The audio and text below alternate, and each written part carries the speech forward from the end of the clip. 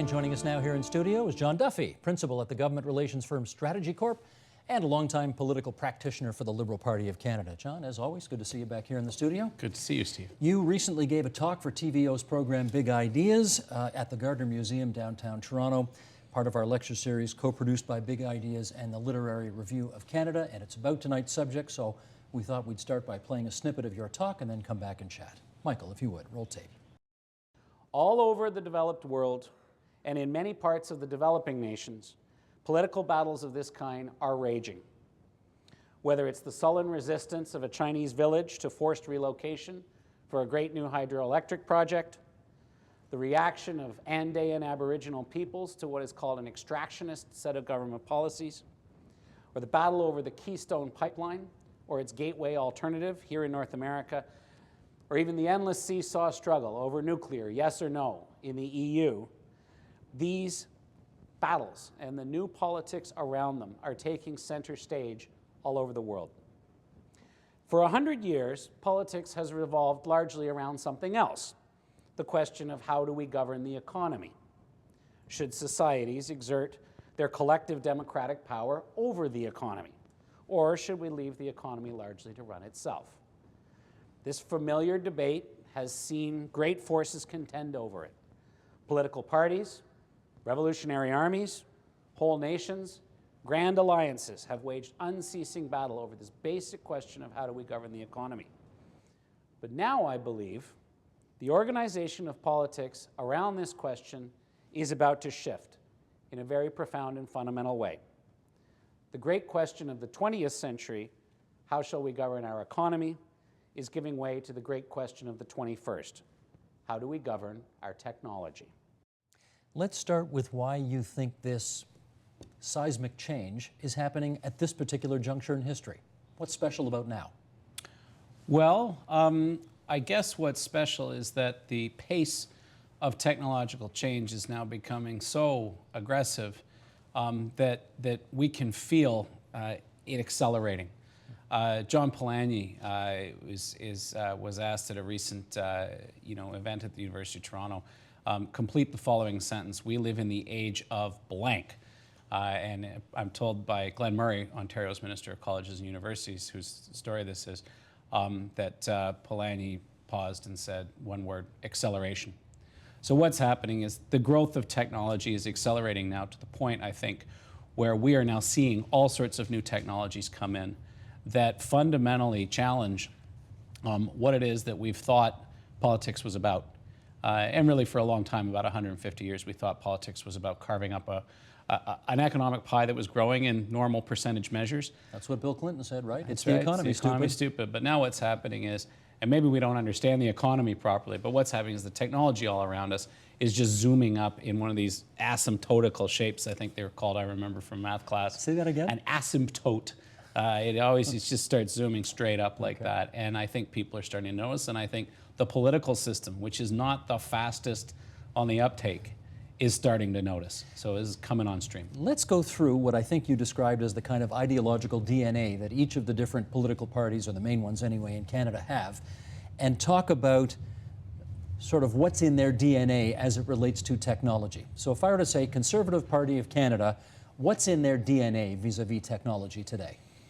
Well, I think there's two strains of political DNA that make up the Conservatives. And I'll try to be objective. I'm not a Conservative, but one of them is, I think, what we call neocons, neoconservatives, free market oriented, often urban, very much in favor of a very small role of government, pro-business, pro-entrepreneurship.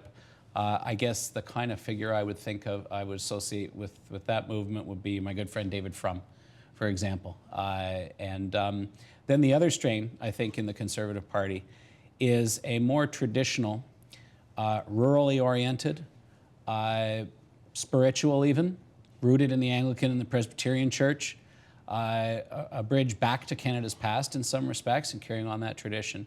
And I guess when I think of a figure who might represent that kind of group, gosh, a character like, I don't know, a Gary Brightcurries or a Jerry Ritz, a classic conservative backbencher.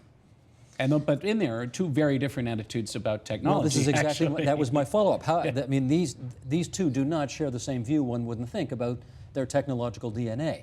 So No, how did that's these two right. get together under the same banner? Well, because the one thing, is, I'm Jerry and I'm David, and we don't always agree on everything, but one thing we do agree is we don't like government. Or liberals. Or liberals, that's right. But we don't like a lot of government intervention in the economy. We don't like a big role for government in Canada in the Federation. So you do get these folks agreeing that when it comes to the role of government, smaller is better.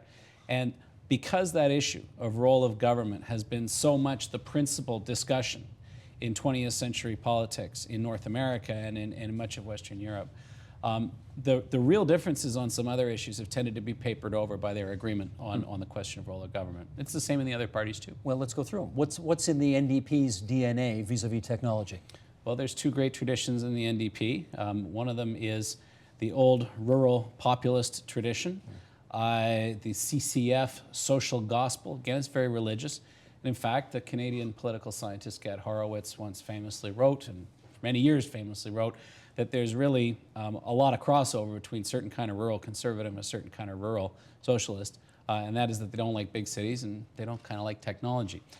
George Grant made the same point. The other tradition, the NDP, of course, industrial trade unionism, and more recently green thinking, those tend to be a bit more in the swing with technology, a bit more favorable to it. But the one thing that these two wings that might uneasily exist together could always agree on would be greater democratic control over the farm economy, the industrial economy, and maybe starting to be greater democratic control over technology itself. But then again, like the Conservatives, they sound like they have, kind of, they're at loggerheads with each other, these two wings of the party, over the role of technology in our lives. It's a coalition. It's a coalition, And I'm okay. not sure they're at loggerheads, and the job often of leaders of parties is to make sure that those divisions don't become loggerheads, that they find things that they can agree on to talk about. But the tensions are there. Okay, how about the Liberals?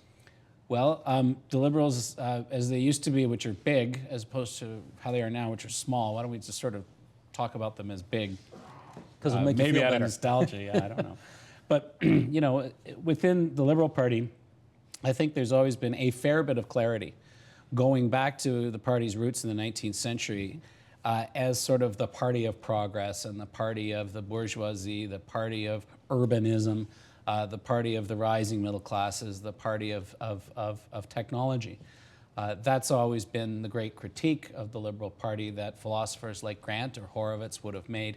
It was always the argument that many romantic nationalists made about the Liberals back when they were the party of globalization, that really they are worshippers of technology. And yet, there are still odd bedfellows.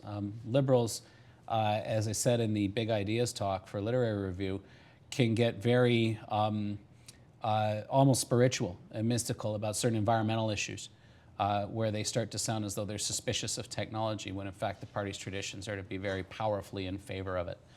So everyone, with the possible exception of the Bloc Québécois, has got internal contradictions on this, and probably the Bloc does too, because Quebecers are people as well, and they have contradictory impulses about these things. Okay, let's do the other party that's got a seat in Parliament these days, the Greens. Absolutely. How are they doing on that technological DNA scorecard? Well, they're fascinating. I mean, I think the Greens are probably one of the most interesting political movements in the world, and intellectually, so many people are attracted to them because they are new and fresh thinking in a world that's been so much about role of government. I think it's possible to discern different wings in the Green movement. Certainly in Europe, they're divided into fundis, people who are fundamentalist Greens and have a very skeptical attitude towards technology, or sometimes even hostile, and realos, people who are more realistic and maybe see using technology to remediate the ill effects of technology. I'll leave it to some of our later guests to talk about their expertise on the Greens. But one question is, urban Greens who want to use technology might exist in a bit of an uneasy state with Greens who are uncomfortable with technology. And as these issues become more prominent, you could see a parting of the ways, with the pro-technology Greens finding themselves more comfortable in a liberal party, liberal type party, and the anti-technology Greens actually finding themselves in with rural fundamentalists and people who really reject technology in society and are in fact more spiritual. John, I have a surprise for you. You will not believe who we have standing by to talk about these very issues related to the Green Party of Canada. Up next, how one party thinks about technology. The leader of the Greens will join our discussion. Stay with us.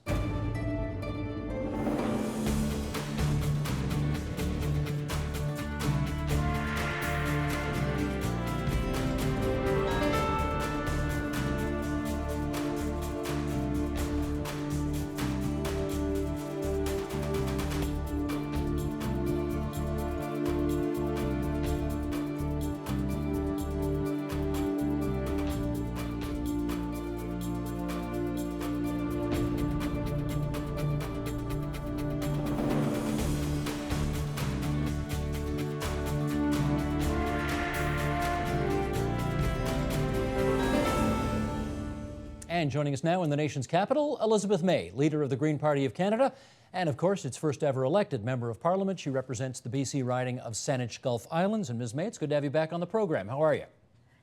It's great to be here. Thanks. Terrific. And of course, you know John Duffy, who's laid the groundwork here for the discussion to come. And I want to just start with you by unpacking some of the ideas that John just advanced, starting with his contention that politics in the 21st century is going to increasingly be not about how we run the economy, but rather about technology. What's your view on that?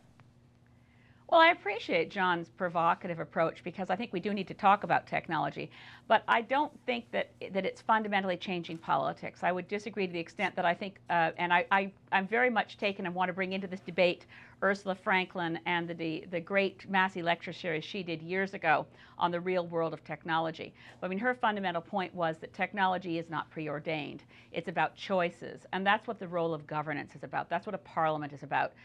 Many new technologies may be promoted, and sometimes governments make the mistake of saying, boy, gee whiz, we want to get behind this one and throw tax dollars into, I mean, we've picked some big losers over the years. We've funded massively into nuclear technology, funded massively into genetically modified organisms.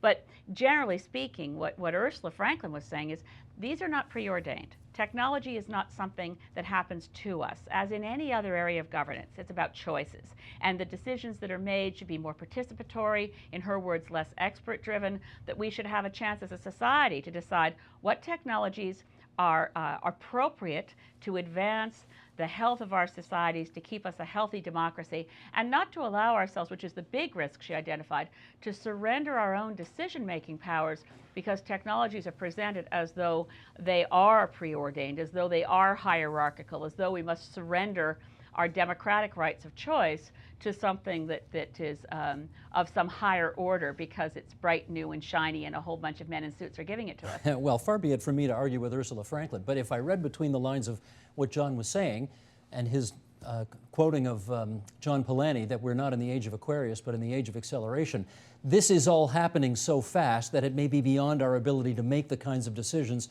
that Ursula Franklin was referring to. What do you think of that possibility? I would reject that entirely. I mean, that would be essentially saying we now live in a technologically derived dictatorship. The citizens of this country shall surrender all thought, and we shall not look at the best possible science and make a choice of what serves us the best, what best serves the public and the common good, and we'll surrender all those choices to people who know better than us because it's all happening too fast. I'm afraid I'm not in that boat. I'm firmly grassroots. Greens are firmly grassroots. We embrace technology. Many new technologies are, show us a path to, for instance, stop being addicted to fossil fuels. But it's about humanity, it's about society, and it's about democracy making choices based on the best possible evidence. Well, you say you're pro-technology, and I'm going to put up a list here of things, or I'm going to ask our director, Michael Smith, to put up a list of things here, and then get both of you to comment on how pro-technology the Greens really are. We got this stuff, I think, basically off your website. Here we go. The Greens are against nuclear power, in favor of wind and tidal energy, against genetically engineered products, in favor of open source computer software, in favor of revitalized railroads, including high-speed trains, in favor of federal funding for pedestrian, cycle, and car-sharing infrastructure, in favor of regulation of all substances shown to be a significant risk to human health, in favor of a toxic chemical tax on harmful chemicals, in favor of limiting human exposure to low-frequency magnetic fields and to radio frequency radiation. Now, admittedly, we could be accused of picking and choosing here, but are you generally copacetic with the broad brushstrokes we've shown here as being essentially Green Party policy? Green Party policy embraces those things that are going to advance the health and well-being of society overall. And as I said just a moment ago, a lot of those things can qualify as technology. Of course they do. Yeah, I could add some more. Photovoltaic panels for roofs, the new technology that's emerging for biofuels from algae. There's a whole lot of new technology that is generally considered green.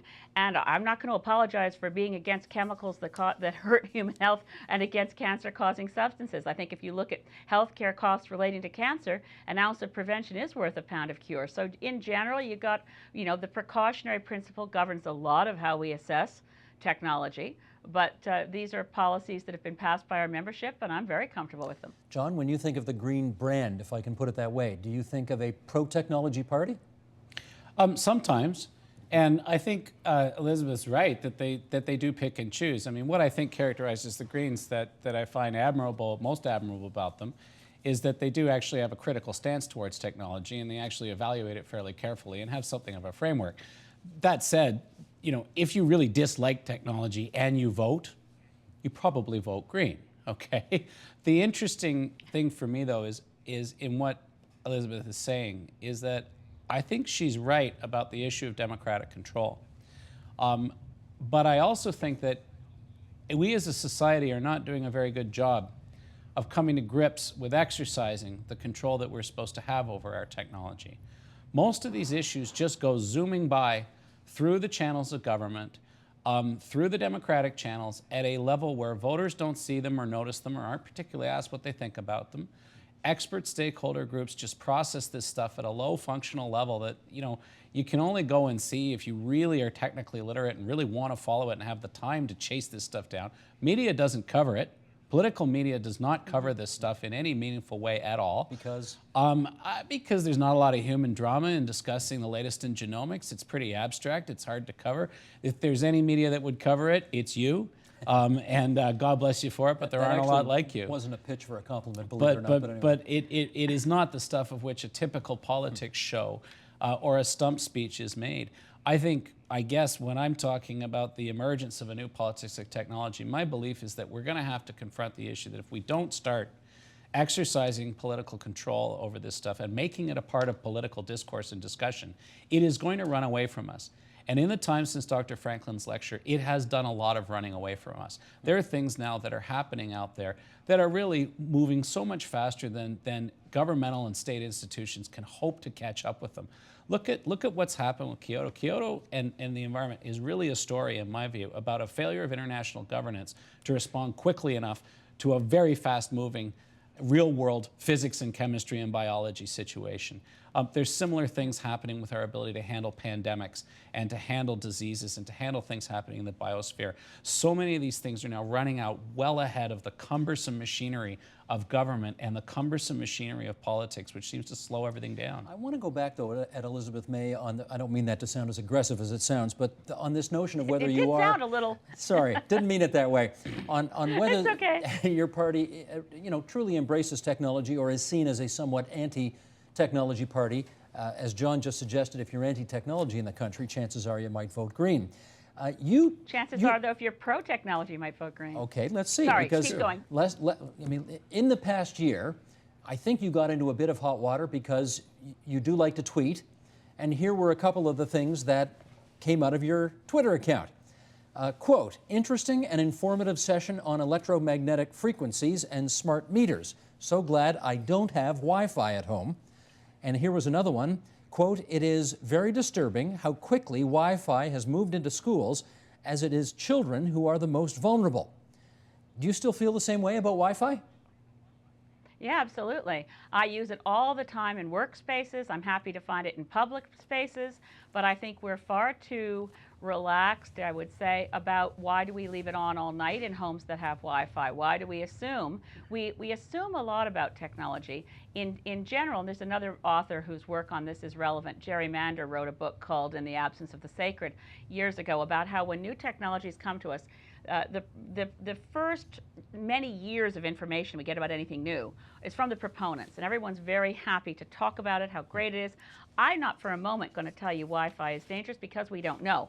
But there is a substantial amount of work that's been done, particularly in Europe. And the latest World Health Organization study took a lot of evidence together. And the jury is out. I'm not making any statements affirmatively that we know one way or the other. But I think it's important to say that when you have uncertainties, and when you have any evidence at all that there's a health risk to children, and then you have some other questions that, because technology, as Ursula Franklin said, says a lot about your culture. In a school environment, why do you need Wi-Fi? You want kids to learn, you want their brains to be working, you want them to learn how to read books. Yes, you want them to use computers, but do you want them to be distracted by the fact they've got Wi-Fi at every desk and they're not paying attention to the teacher because they're tweeting each other? There are some really key issues about unpackaging why we assume that Wi-Fi in schools will be good for kids, for their learning experience or for their health. John, if you were a Green Party supporter, would you be concerned that the leader of the Green Party is advancing a policy that sounds anti-technology as it relates to Wi-Fi, given how kids love Wi-Fi? Yeah, I'm not sure, and I'm not a Green Party supporter, although I'm sympathetic to the Greens on a whole lot of issues, including principally climate change.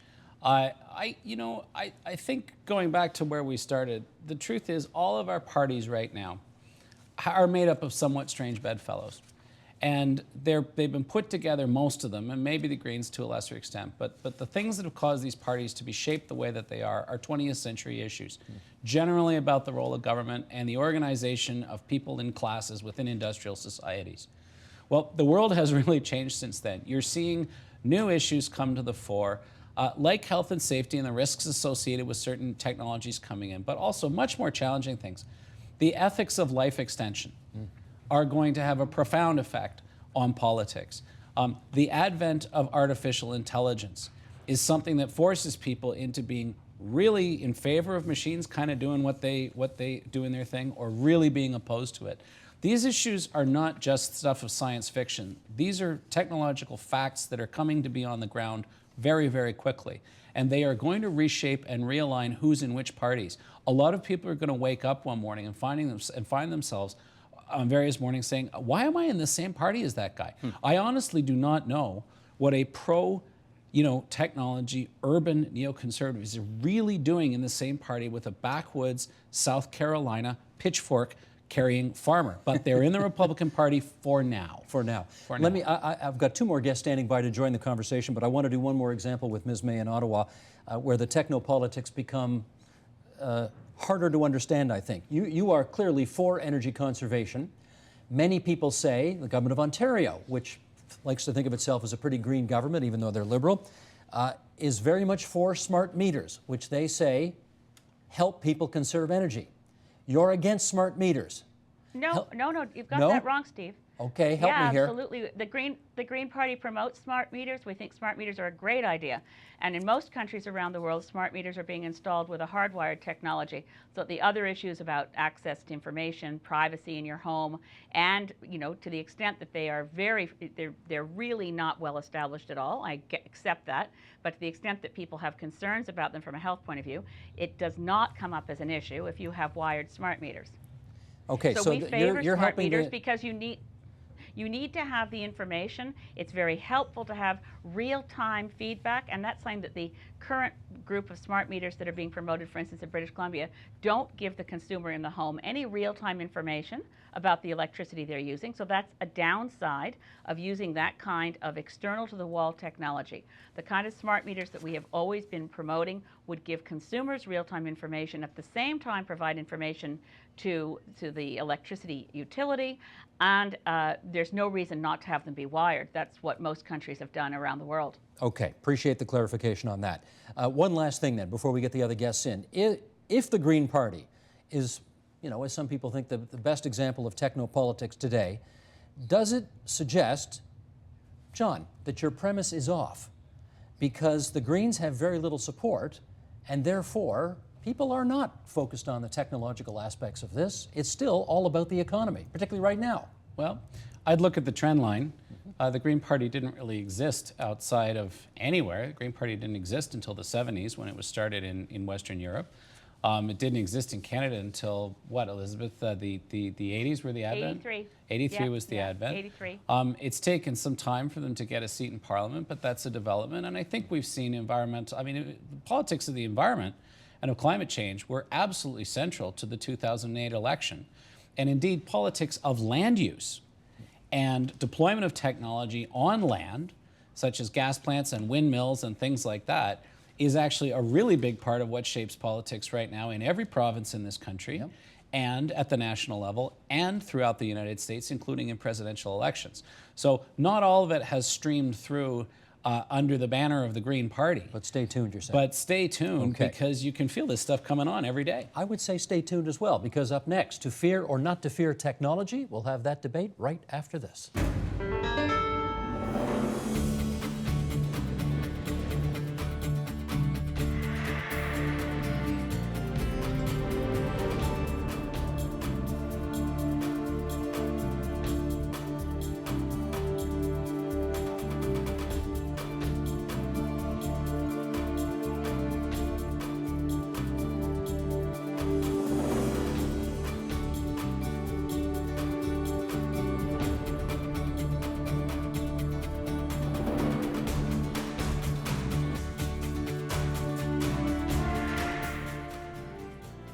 And joining our debate now, in Montreal, Quebec, Darren Barney, Canada Research Chair in Technology and Citizenship at McGill University.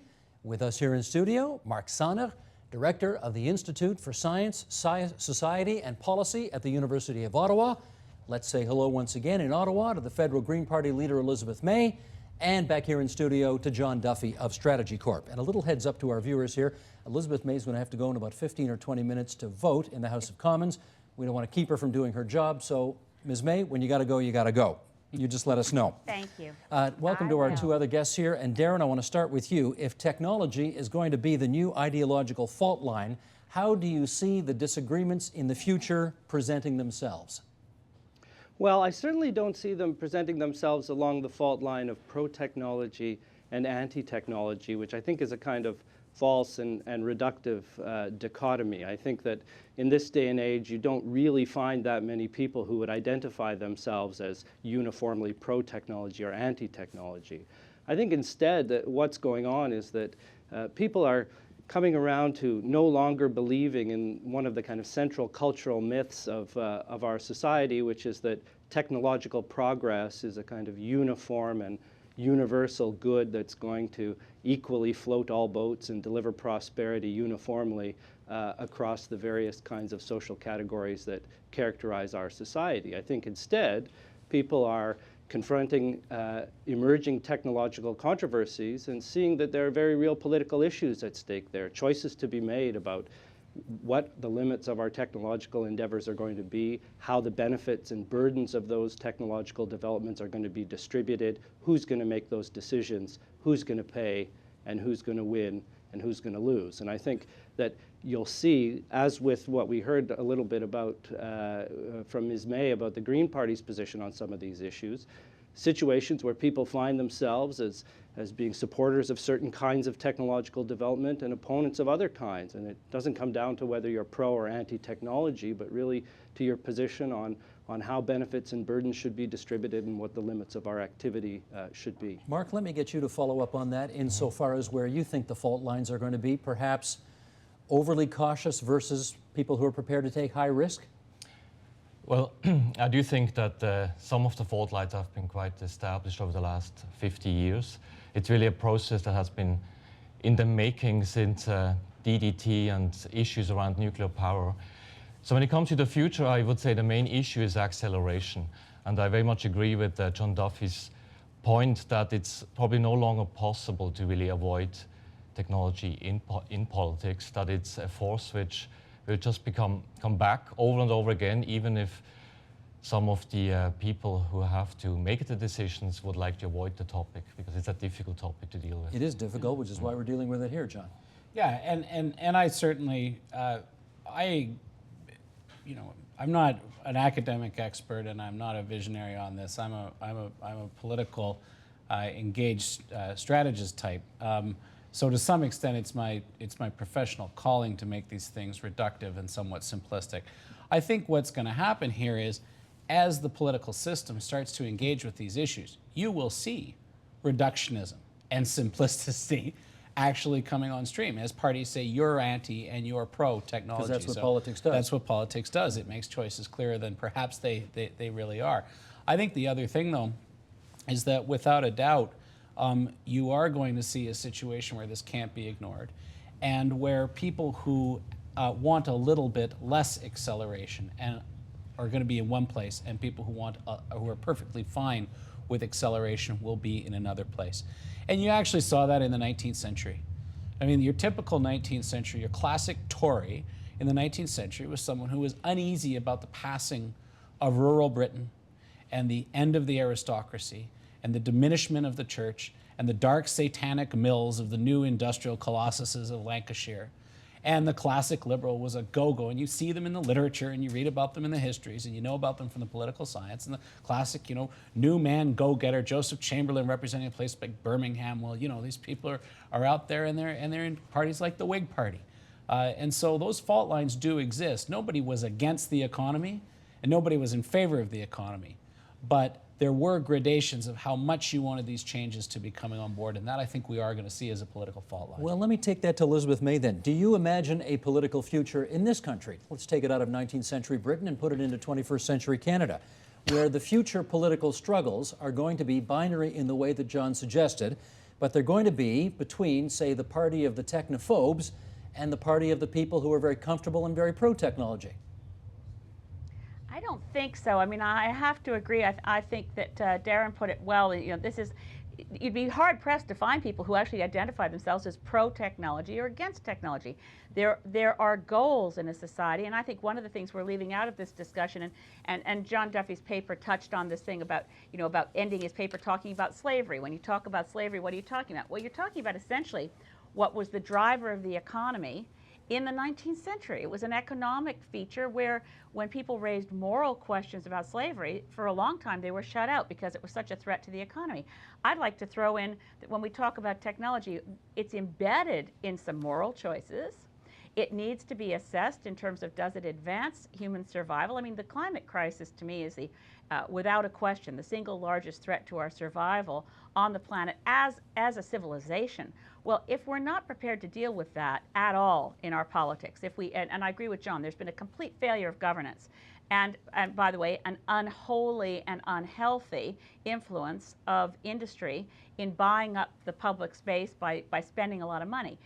That's a technological question, how we get off our addiction to fossil fuels, what new technologies we embrace. But fundamentally, it's not a question that's driven by technology. There's some technological choices out there to be made, but what's driving it right now is the inertia of an existing economic approach, the large role played by the existing corporations that make a lot of money out of the status quo, and the failure of society, and particularly of politicians, to be able to assist us as a community to make choices that ask some questions that are grounded in morality. Do we have the right in our generation to destroy the chances of our children to survive?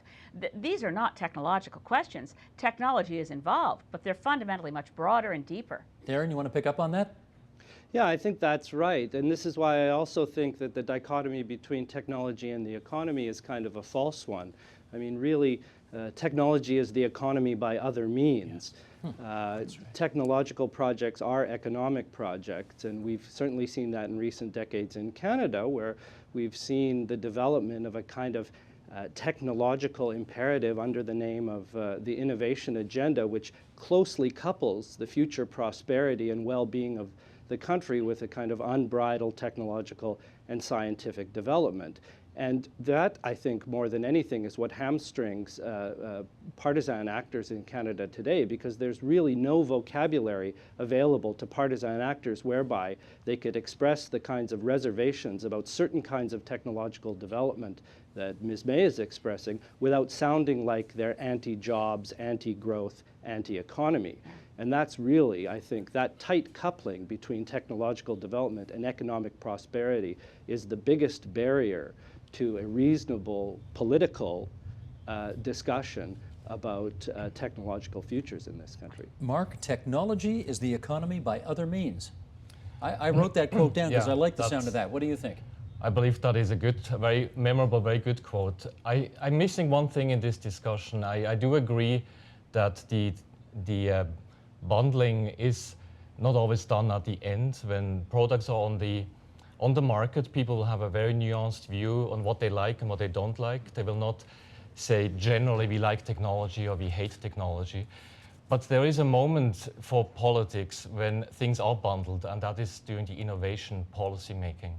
At the beginning, you have, for example, a new technology comes like synthetic biology or nanotechnology. And at that moment, because the products have not been invented yet, everything is bundled. And that is the hard What do you mean part. by bundled in that case? What I mean by that is that technology as a whole needs to be bought in. So for example, in the United States, unlike Canada, a nanotechnology initiative exists, which is simply a funding mechanism. And in that mechanism, $1 billion is put into the innovation machine, mostly universities, to foster nanotechnology. So once you do that, of course, it's hard later to say we don't like the products of nanotechnology, but you can't say at that moment what they will be. John, given your personal links to Prussian military history, you've got to love what he did with that von Clausewitz quote there, sort of turning it on its ear. Technology is the economy by other means. Does that get at something here? Yeah, it does. I think it's really true, and I wish I'd said that. I have a much more cumbersome version of the same point in the talk I did for Big Ideas. Which will be on this weekend, we remind everybody. Which will be broadcast Saturday, this Sunday, weekend. 5 p.m. Saturday, Sunday, 5 p.m. Where I took a line from my friend and party leader Bob Rae, who said that we sail on the sea of an economy. And that's a good metaphor for how governments sort of see what they're doing, that the economy is bigger than what governments do. I think we are going to come to see the thing we now call the economy one day as being just a sea within an ocean called technology that is what we're really navigating. I think, though, those moments, we're describing these huge developments and vast oceans and seas and political science and science fiction and political science fiction, but it does come down to moments. Dr. Sonner is absolutely right about that. And I remember a moment of George Bush. Which one? It was in August of which George Bush? Bush the Younger. Bush the Younger. George W. Bush, who in August of 2001, just before 9/11, made what he then described as the most painful decision of his presidency, and many tougher decisions were to follow. But it was the decision of whether or not to fund the stem cell research. Now, an enormous amount of good has come out of stem cell research. But so you say, what was agonizing about that for President Bush at the time? The problem was it threatened to split his party between the people in the Republican Party who are really suspicious of technology, that is to say, the pro-life Christian fundamentalist part of it that is a huge part of the donor base, who were dead set opposed to stem cell research because they believed that it was playing God. They believe it was mucking with the natural order. And the neoconservative wing that believe in technology, believe in progress, and believe in just what most of us would ordinarily term simply human advancement and preservation of life through better medicine. These fault lines are very real.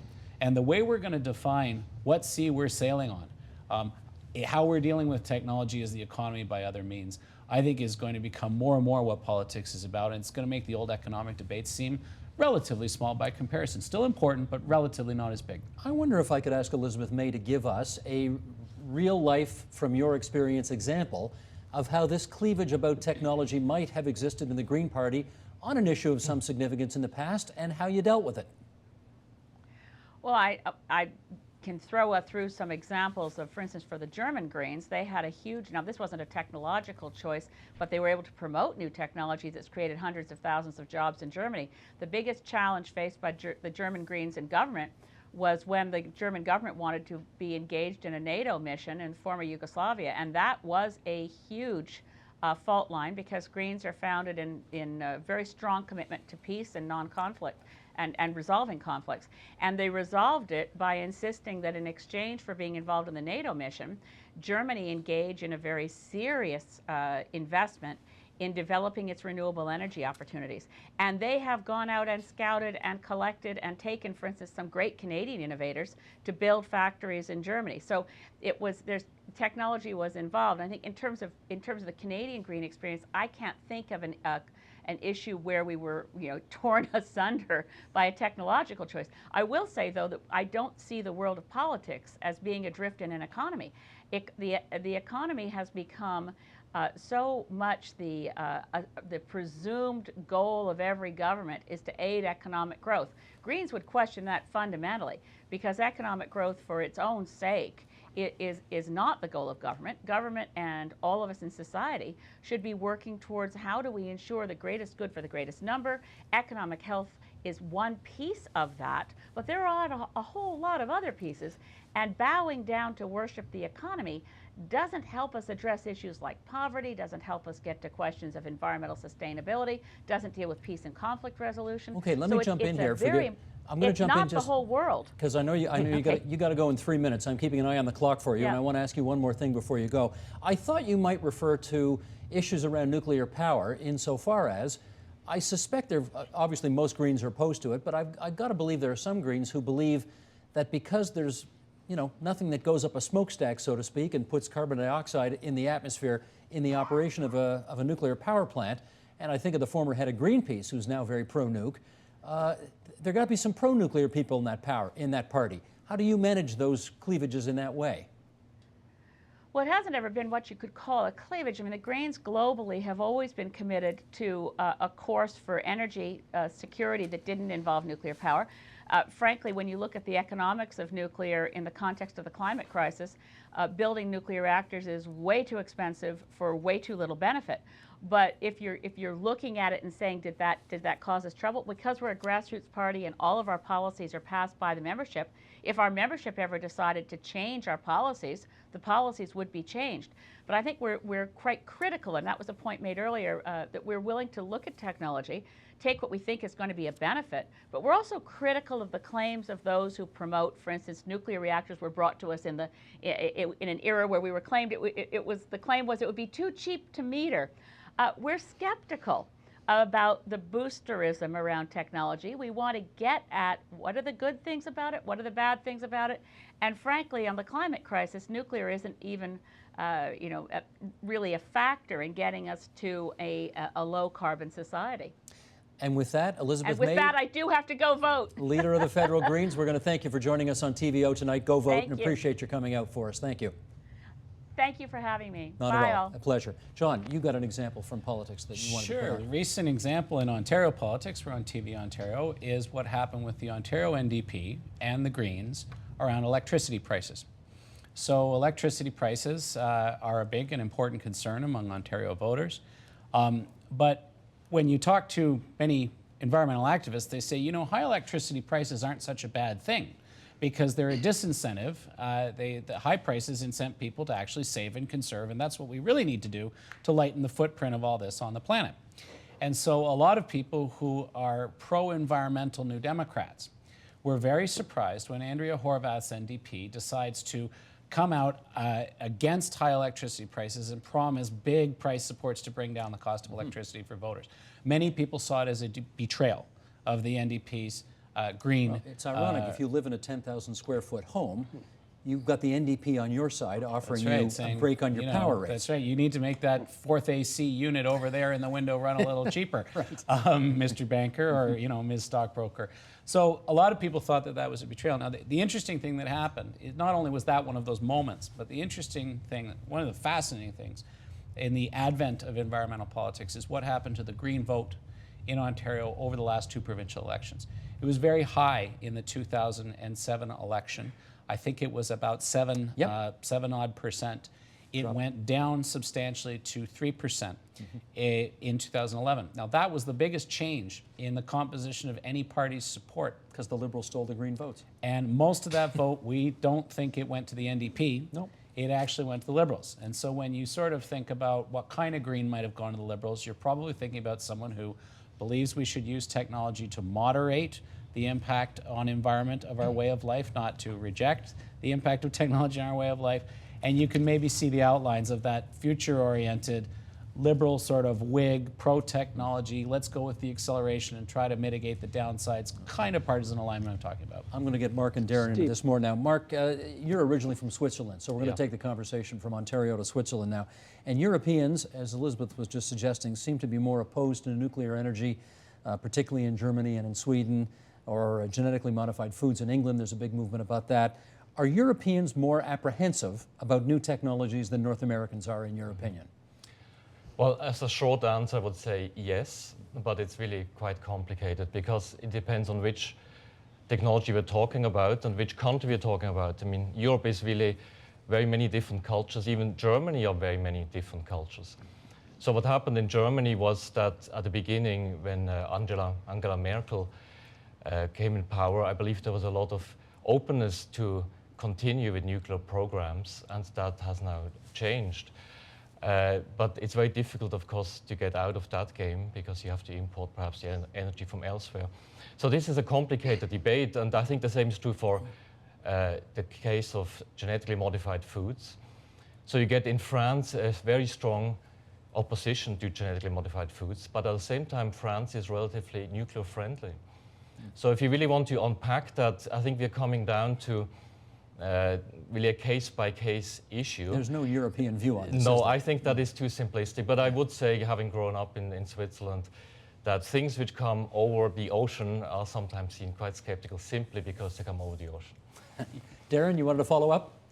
Yes, well, I'd like to talk a little bit about some diversity on this issue that exists in Canada as well. I mean, if the fault lines of future political alignment are going to be drawn along technological lines, I don't think it's clear that these necessarily align along the urban-rural split that John Duffy suggested a little bit earlier. I do a considerable amount of research in the Canadian prairies surrounding technological changes in the grain handling system out there. And what I found there is that you really can't characterize those farmers who are resisting some of those changes as anti-technology at all. In fact, while they're certainly opposed to certain kinds of technological changes in the way their livelihoods are organized, they drive smart cars, they're developing sophisticated software programs for blending grains in their co-ops to maximize their market potential. They're engaged in innovative forms of farming to try to mitigate the environmental impacts of agriculture. Now, are those fellows, they're rural, but are they pro-technology or anti-technology? I don't think they easily fit into either camp, but I think what they are opposed to are significant material changes that are enforced upon the way their livelihoods and communities are organized that masquerade as technological changes that they can't resist or that they have no say over. That they're definitely opposed to, but that doesn't make them anti-technology. It just makes them democratic political actors that insist on having some degree of control over the way their lives are organized. John? I think Darren's right to be using words like control and democratic in describing the politics of a lot of this stuff. It seems to me that really the outside of a small minority of people who really just don't want to be part of the modern world and probably make a very personal choice to not be part of it, everyone's made their peace with technology to some extent. I think the questions are acceleration, how much of it are you comfortable with, and then within that the all-important question of control, which is what Liz May led off with. How much are we, as society, afloat on a sea of technology, and how much do we actually get to decide the course of technology? Maybe it's more like a river that we get to control the course of. I think, the real issue is that we are not making choices about this collectively. We are letting things happen. And You know what? That's a great setup for a clip I want to play. let's play the clip then. And it's a I'll clip let of that you. happen. It's a clip of you, so I would hope you'd want to let it It happen. might not be. Michael, let's go. Roll tape. What we're really talking about now, more and more, is the brass tacks of the world that we have made. Are we running the technology, or is the technology running us? Do we want to keep going in this direction? Is it time to put some limits on this self-regenerating, cascading, technological organism that's around us everywhere? Is it too late? In our remaining few minutes here, let's tackle that last question. Mark, has this all been happening so quickly that this discussion in some respects is now moot? It's too late. it's not too late for the discussion. The discussion is very needed, but it is true that technology is, in a sense, unstoppable. It's very international. We will not control all aspects of it. I think we should think of technology a bit more like some aspects of climate change, that we should start to think about how to adapt. We can plan for adaptation to some aspects of technology. And in some cases, we can actually steer it, and we should, for example, in innovation subsidies, or there are times where we can actually make a decision. There are certain technologies which can be controlled, and then we should be ready to do that. For that, we need capacity, we need the political maturity, we need the information. So I think we can prepare for those times, because we do know that some very significant technologies are basically here, they're in the present, and we don't have to second guess if they will come or not, they will come. And I'm in favor of actually taking them on. We do know that we will have the genome of every person in our hands, and that in the near future, when you get a baby, you no longer just get the baby, but you get the baby plus some information on its defects. And I think that will change the way we look at health. Yeah. So we can plan for that. But hopefully not the way we look at the Yeah, baby. they'll come with instructions now, finally. Too late for that for some of us. Darren, how about you on that? Is it too late? I don't think it's too late, but I think really confronting the challenges that our kind of technological way of life presents to us is going to require some pretty serious rethinking about how we understand our relationship to each other and to the world. We've been talking a little bit about control and the kind of hope that we could exercise some kind of democratic control over technology and its outcomes. We might need to keep in mind that that impulse towards control and the ability to kind of control all the contingencies of the situation and direct outcomes according to our intentions is really at the root of the technological enterprise itself. This idea that through technique we can somehow master the situation and keep outcomes in line with our intentions and eliminate unintended and marginal outcomes. I think we kind of have to let go of that conceit. And it's only at that point that we'll begin to think about a different kind of more responsible relationship to technological development that doesn't start from the very disposition that produces runaway technology to begin with. Don't you, I mean, the more you follow this, Darren, do you not worry that this stuff is starting to control us as opposed to vice versa?